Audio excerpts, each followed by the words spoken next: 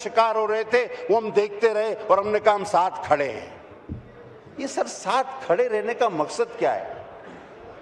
अभी मैं social media पे एक मीम देख रहा था, उसमें एक बूढ़ा शख्स कह रहा है कि पाकिस्तान ने पहले ईरान को फोन किया और कहा हम आपके साथ खड़े हैं, और फिर पाकिस्तान ने सऊदी अरब को फोन किया और कहा कि हम आपके साथ खड़े हैं। तो ईरान और सऊदी अरब ने एक दूसरे को फोन किया और पाकिस्तान को कहा कि भाई आप बैठ जाओ, आप बैठ जाओ। सर सिफारती लिहाज, सिफारती सतह पे तो कोई ऐसी कोशिश की जाए कि इस कत्लेआम को रोका जा सके जो मुसलमानों के पे दर पे है। और हम सब जानते हैं, बखुदा ये हर एक को पता है, चाहे वो कितना भी जिम्मेदार है या गैर जिम्मेदार, कि आपकी बारी है। आप उसका इकरार नहीं कर रहे हो, लेकिन जानते जरूर हो कि आपकी बारी है। ये ट्रीटीज, ये चमचागिरियां, ये आपको नहीं बचा सकेगी। आप मुझे बताएं कि इराक के पास कौन सा केमिकल वेपन बरामद हुआ था जो इराक को तबाह करके अपने पपेट्स बिठाए गए? आप मुझे बताएं वो निकारागुआ का सदर किस जुर्म में था? सिर्फ उसने कुछ दिन पहले इस्राइल और अमेरिका पर खुली तनकीद की थी तो उसको घर से अगवा कर लिया गया। वेनेजुएला का, सॉरी, शुक्रिया अदा करता हूं मेरी तस्हीह की, वेनेजुएला का सदर घर से अगवा किया गया और उस पर कहा गया कि ये ड्रग ट्रैफिकर है। सिर्फ कुछ दिन पहले की उसकी वीडियो है, मेरी बहन ने शेयर की थी, तो उसने सिर्फ इस्राइल और अमेरिका के खिलाफ बयान दिया था। अब ईरान पर चढ़ दौड़े कि जनाब इसके पास एटमी मवाद है। हम देखते हैं कि कौन सा एटमी मवाद उससे बरामद होता है या होगा या हुआ है। 2003 में सैयद खुद फतवा दे चुके हैं और सैयद जैसा शख्स अपने फतवे से यू टर्न नहीं लेता, उसकी कही हुई हर बात पत्थर पे लकीर होती है। उसने 2003 में यह फतवा दिया था कि एटम बम बनाना हराम है क्योंकि इससे आम लोग मरते हैं और आम लोगों का कत्ल इस्लाम में हराम करार दिया गया है। और आप कौन सी गारंटी देते हैं हमें कि ये आप पर, इसके बाद आप पर न चढ़ दौड़े? जरूरी नहीं। अल्लाह इस मुल्क के अजीम की हिफाजत फरमाए, हमारा बच्चा बच्चा इस पे कुर्बान होगा, लेकिन अगर हम सिर्फ और सिर्फ एटम बम की तरफ देख रहे हैं तो आपने देखा माजी में कि एटम बम होते हुए भी आपको IMF, FATF, पाबंदियां, सैंक्शंस, इन सारों का सामना करना पड़ा।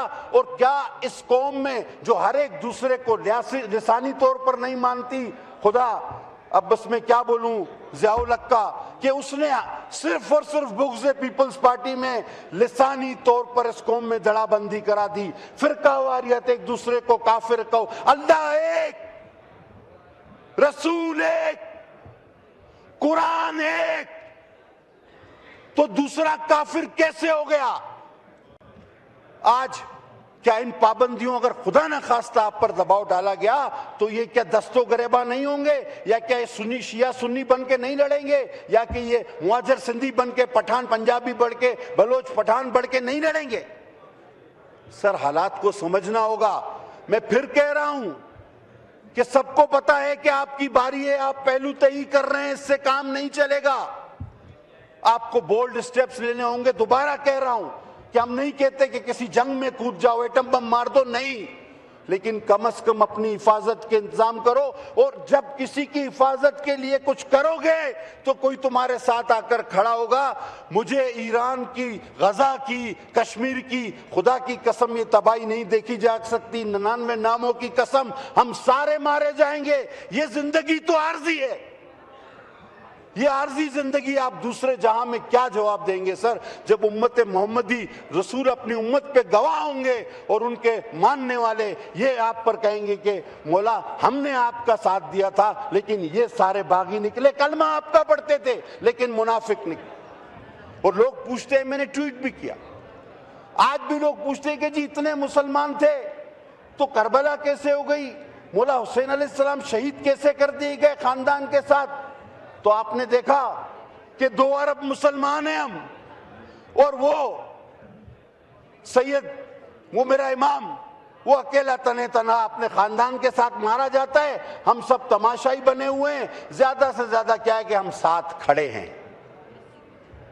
ये कौन सा तरीका है हम साथ खड़े हैं? कोई अमली कदम, कोई सिफारती कोशिश, कोई दौरा, कोई किसी को समझाना, कोई किसी को इस तरह आग आपकी तरफ आ रही है। ईरान कितनी, आप हामिद मीर साहब का कालम उठा के देख लें कि इजराइल से पाकिस्तान तक रास्ते में जो जो मुल्क पड़ रहे हैं वो सबको किसी न किसी तरह फतेह करते आए। वहां या तो इंतशार फैलाया, अपनी पपेट गवर्नमेंट बिठाई, या उस पर बमबारी करके सीरिया की तरह उसको नेस्त कर दिया, और ये रास्ता बनता चला आ रहा है। और पाकिस्तान और इस्राइल के दरमियान एक मुल्क रह गया था, अगर आप जहाज का सफर करें तो वो था ईरान। और उसके बाद इराक तक तो वो हैं, इराक तक तो उनके अड्डे भी हैं, बाकी रह गया ईरान। और अब आपकी अगली बारी है, आप माने न माने, ये रिकॉर्ड पर आपको मैं कह रहा हूं, हर लिहाज से आपकी बारी है। जनाब आला, कौमें इस तरह जिंदा नहीं रहती। हम या तो ऐलान कर दें, अब हम कॉन्स्टिट्यूशन में भी लिखते हैं इस्लामी रिपब्लिक ऑफ पाकिस्तान। सब फिर इस्लामी क्या है यहां पे? ये फतवे के ये काफिर है, ये राफजी है, ये इस्लाम रह गया है?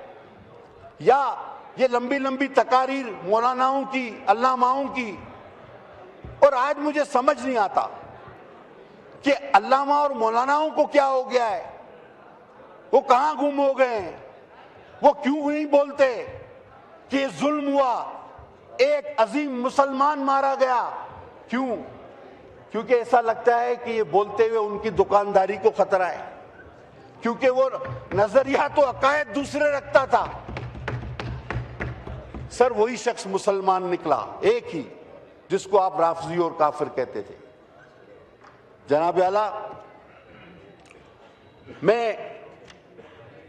इस दुख भरे मौके पर, उसके लिए तो बड़ी आला सादत है, लेकिन हम सब जिंदा लाशों के लिए बड़ा दुख भरा मौका है।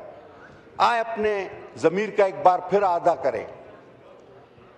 देखें, दुनियावी गुनाह शायद आपसे माफ हो,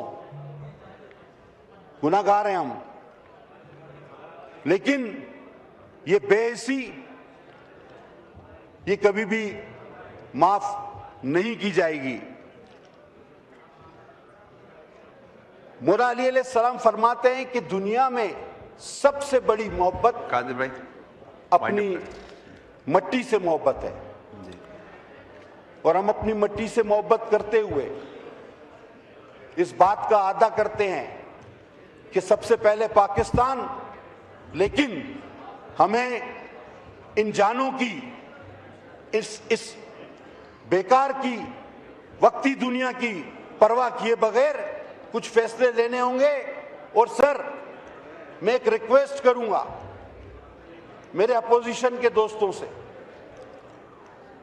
कि भाई, मुझे हमेशा एक बात चुभती रही। एक लीडर जब तकरीर करता था, नऊज बिल्ला में खाक बदैन, वो कहता था कि मौला अली अलैहिस्सलाम एक यहूदी से केस हार गए। आप खुदारा उसको जाके समझाओ, अली हक है और हक अली है। वो केस करता ही नहीं, अगर उस वक्त पर नहीं होता और वो वक्त पर होता तो वो हारता ही नहीं। और अली को केस करने की जरूरत नहीं थी, उसके पास जुल्फकार थी। मुझे नहीं पता आजकल एक अल्लामा साहब भी यहां होते हैं इनके साथ, उसको ये बात किस तरह समझ में आती है, मुझ जैसे नाकिस को ये समझ में नहीं आती। तो उम्मत मुसलमान के मुल्जिम हैं हम, अगर कहें तो डरपोक हैं हम, लेकिन ये भी मानता हूं कि अपने मसाइल हमारे बहुत हैं। 50 से ज्यादा जगहों पर हमें इन नमक हरामों ने इंगेज किया जिनको हमने पाला।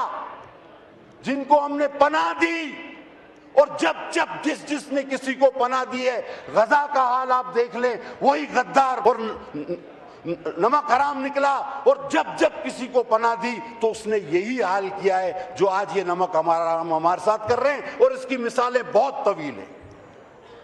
सर जज्बात तो कहीं कुछ और ले जा रहे, लेकिन और मैं अल्लाह का शुक्र मानता हूं, कल रात में ये सोच रहा था आखिरी बात कि खुदा ने किया मैं सिर्फ नेशन असेंबली का मेंबर हूं, दिल की बात कर रहा हूं। मैं किसी ऐसे ओहदे पर नहीं कि जो फैसला कर सके, जो फैसला ले सके। अल्लाह का शुक्र है मैं किसी ऐसे ओहदे पर नहीं, क्योंकि वरना तो हिसाब इंतहाई खराब होना था। क्योंकि हम कम से कम ये तो कह सकते हैं कि फैसला आप लें, हम आपके साथ खड़े हैं, हम फैसला लेने की पोजीशन में नहीं। बहुत शुक्रिया सर, बड़ी मेहरबानी, इंशाल्लाह फिर बात होगी। शुक्रिया शुक्रिया।